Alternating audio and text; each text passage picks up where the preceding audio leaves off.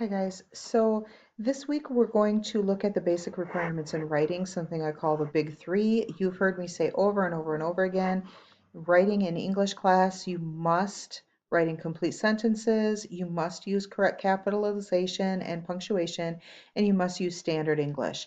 So over the next few weeks, really, we're going to be looking at these things a little bit more deeper than we have in the past. And because we're still making some of these mistakes. So I want to really dive deeply and make sure that we understand all of this. So we're going to take this sort of one chunk at a time. So this week, we're just going to look at this, complete sentences, all week long. That's our work, writing complete sentences. By the end of this week, everyone should be writing complete sentences in all their assignments. Um, the work is going to look like this. So on Monday, today, we're going to recognize the elements of a complete sentence. Tuesday, we're going to look at fragments. Wednesday, run-ons, and then a quiz on Thursday. Now, you know you have the option to do all of these at once if you want. You don't have to spread it out Monday, Tuesday, Wednesday, Thursday, or maybe you like to spread it out Monday, Tuesday, Wednesday, Thursday. That's fine too. Either way, but they're all due Thursday at 4 o'clock. The only thing I do ask, whether you're doing them all in one day or you're spreading them out throughout the week, is that you do them in order. Some work, some assignments, some topics, I guess, it's more important than others to do them in order. So I think it's a good idea to just always do your assignments in order. That way, if you don't, you won't be confused. Maybe you'll start on Wednesday and I'll assume that you know something from Monday and you'll be confused because you're doing Wednesday work, but you haven't done Monday or Tuesday yet, right? So please just do them in order, whether it's all in one day or whether it's spread throughout the week. All right, let's take a look at today's work, which is recognizing the elements of a complete sentence. So if I scroll down here, all right, there are three things that every complete sentence must have. It has to have a subject, it has to have a predicate, it has to have a complete idea. All right, so we're just going to look at these examples here, identify those things, and then go through the sample ones here, identify those in there, and that's it. That's our work for the day. So first, the puppy played all morning. So our subject is puppy, our predicate is played, right? So the subject is who or what the sentence is about. This is review. We've talked about this before, so I'm not going to spend a ton of time explaining it. I want to get into the examples as quickly as we can. But here we go. The puppy is a noun, right? Puppy is a noun, and all subjects are nouns or pronouns. We've talked about that in the past. So puppy is a noun, morning is a noun, so we know that our subject is either puppy or morning. We just have to answer the question, which one is this sentence about? Is the sentence about the puppy, or is the sentence really about the morning? If you're not sure, take a look at your predicate, which is always your verb. Your predicate here is played. And now you can clearly see that puppy is your subject because when you ask of your predicate, who or what, you'll get your subject. So who played or what played? The puppy played. So we know that our subject and our predicate are puppy played. And of course, it's a complete idea. If someone said this to you, it would make sense, right? You wouldn't be waiting for the rest of the sentence. Like if I just said, before the puppy played all morning, or no, that doesn't make sense. How about after? After the puppy played all morning, after the puppy played all morning. That's not a complete idea, even though it's all of this plus an extra word, because how long or short it is doesn't matter. It's you have to think about it like what is it saying? If I said after the puppy played all morning, you'd be waiting for more. After the puppy played all morning, it slept all afternoon, right?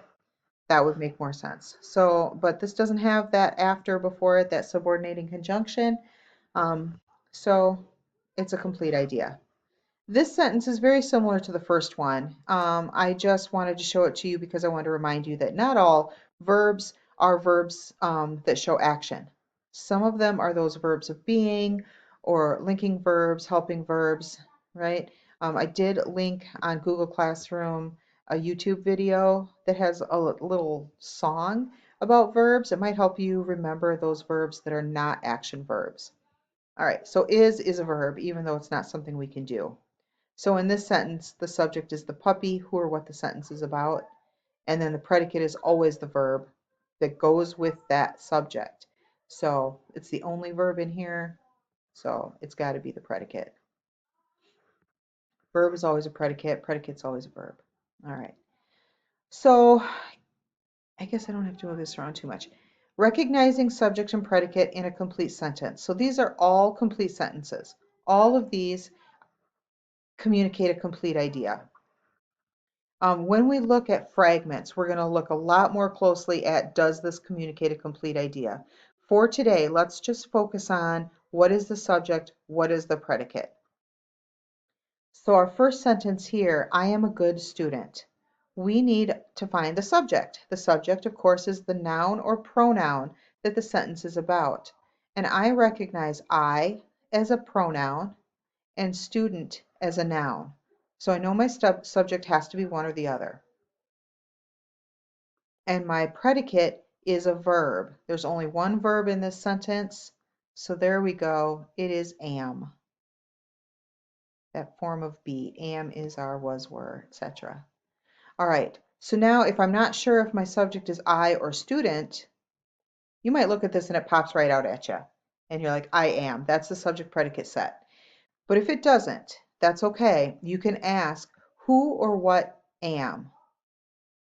In this sentence, is it saying that I am something or the student am something? Right? This is saying that I am something. So that is our subject. I is our subject, am is our predicate. All right, moving into number 2. On the corner stands an old house with a big garden. So looking for the subject, I'm going to identify nouns and pronouns. Corner is a noun. House is a noun.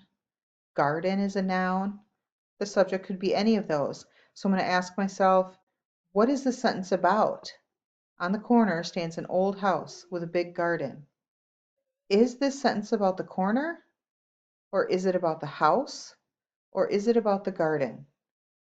This sentence is about the house. Garden and corner are just parts of things that describe the house. On the corner just describes where the house is. With a big garden is just telling us something else about the house. Really, the house is, right, the star of this sentence. It's what it's about. That's the subject. The predicate is going to be a verb. So I'm going to look for an action verb just because, it's kind of easy to do that. Sometimes as you learn those other verbs, those verbs of being and linking verbs and whatnot, they will start jumping out at you too. But in the meantime, if that isn't happening for you yet, you can look for those action verbs. And here I see stands. Stands is something that someone or something can do, right? As opposed to the other words in the sentence. For example, you can't the. Old isn't something you can do. Big isn't something you can do. With isn't something you can do, right? And they're not those other verbs, those verbs of being and helping verbs, linking verbs. So we have stands as our predicate. So what we have here is house is our subject and stands is our predicate. Something I want you to notice in this sentence is that the order of the subject and predicate in the sentence are reversed. In most sentences, in a lot of sentences, you're going to have subject first and then predicate. Puppy played, right? The subject comes before the predicate. The puppy is. The subject comes before the predicate. But this is not a rule. This is just the most of the time thing. It's definitely not a rule. Sometimes, as we have here, stands an old house. House is our subject, stands is our predicate, but they don't show up in that order in the sentence. And that's perfectly fine. All right, number 3, our dog fetches sticks and balls. Who or what is this sentence about? We can see that there are multiple nouns. There's dog, there's sticks, there's balls, right? But what or who is the sentence about? It's about the dog, right? For sure. And then our verb, I mean, really, we only have a few words to choose from to find our predicate. We know it's not dog, sticks, or balls because we already decided those are nouns. So and, fetches, or our, right? It's going to be fetches. That's something that someone can do. The dog, in fact, does it. I have a cat who does it. All right. So here we have the subject dog, the predicate fetches. Dog fetches. All right. Number 4, Lakeisha and Rachel are in Florida together. Lakeisha and Rachel are in Florida together. What's the subject of the sentence? Who or what is the sentence about? I see Lakeisha, I see Rachel, I see Florida, all nouns, right? Proper nouns, they're capitalized. All nouns. So it could be any of those. But is this sentence about Florida? I don't think so. I think this sentence is more about Lakeisha and Rachel, right? Lakeisha and Rachel. So we have what we call a compound subject here. Two subjects. Lakeisha is in Florida. Rachel is in Florida. They're both our subjects. So compound subject, Lakeisha, Rachel. And then our verb is are, form of be.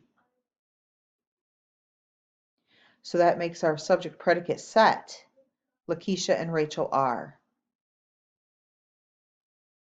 Sometimes when you hear those subject predicate sets over and over and over again, they start jumping out at you in other sentences. So like, I am, right? House stands. Even though they don't appear in that order, that is the subject predicate set. The house stands, right, on a corner. So dog fetches. Lakeisha and Rachel are. Okay. Last one here. Tom talks and laughs with his friends.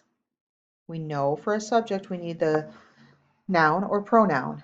So I'm recognizing Tom as a subject, and I'm recognizing friends as a noun. Sorry, Tom as a noun, friends as a noun, and as I just gave away, Tom is the subject. He is the person doing the action here.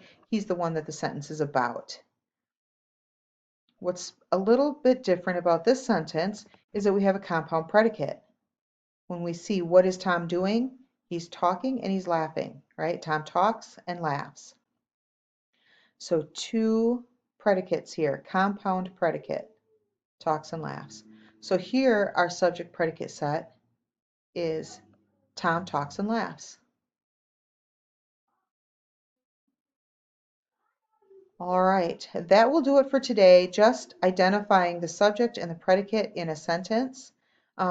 Being able to do that in sentences that other people write should help you be able to do it in the sentences that you write, so that when you proofread something you've read, if you accidentally write a incomplete sentence, you'll be like, oh wait, there's no subject in this sentence. There's no predicate in that sentence. And that is what we're going to be looking at tomorrow, fragments. All right, we'll sneak peek there. But that's tomorrow's work. If you have questions or concerns about this, please Google Meet with me and have a great day.